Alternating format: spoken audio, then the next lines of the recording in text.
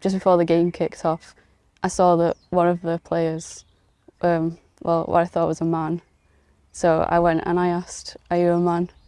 And then that's when it all started. And the other team, they reported me, and eventually I got banned. It's definitely impacted my normal life a lot. I think that in the end it was pointless, and there was no reason for the FA to put me through all this. I got told on the day that I would be banned for 6 matches, but 4 of those would be suspended.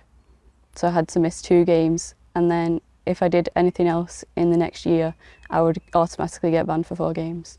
So you were found guilty? Yeah. And how did that make you feel? I was really upset because I didn't think I was guilty. You then appeal?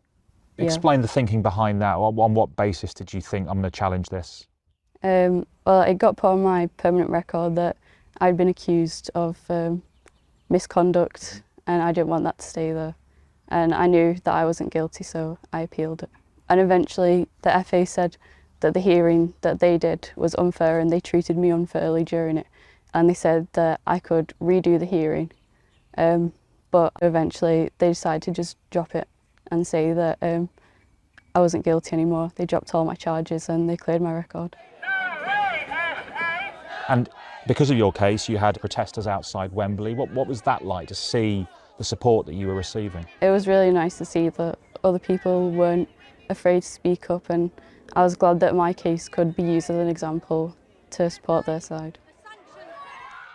Those who support inclusion would say that there's only a handful of cases across the entire country. I think the FA claim 28 registered transgender women players in the game, and so it's not a big enough issue to warrant changing the rules, and that there should be a priority on inclusion rather than exclusion. What would you say to that argument? I don't think the women's game has to be inclusive.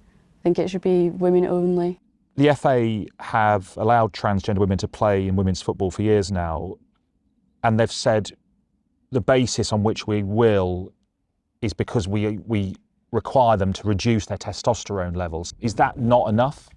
No, because I think even with like the height advantage, the difference in bone density, like that's there from the beginning, and I think that it's unfair. I'm at a greater risk of injury, and if they've gone through male puberty, they'll always have the biological advantage. Do you have any sympathy for transgender women who want to play with women and who may feel that this decision has excluded them from a sport that they love and they get a lot out of? No. Why is that? Because I also have a love for the game. I compete with other women. I love football, and I think that if biological males get involved, then that just makes the game, like the experience, worse for everyone else, because then it's not an even game when you turn up. What would you like to happen now? I'd like the FA to apologise for the way that they treated me in this whole case. In the past few days, they basically admitted that I was right in what I did, but I haven't received an apology for the punishment or for the way they treated me during the hearing.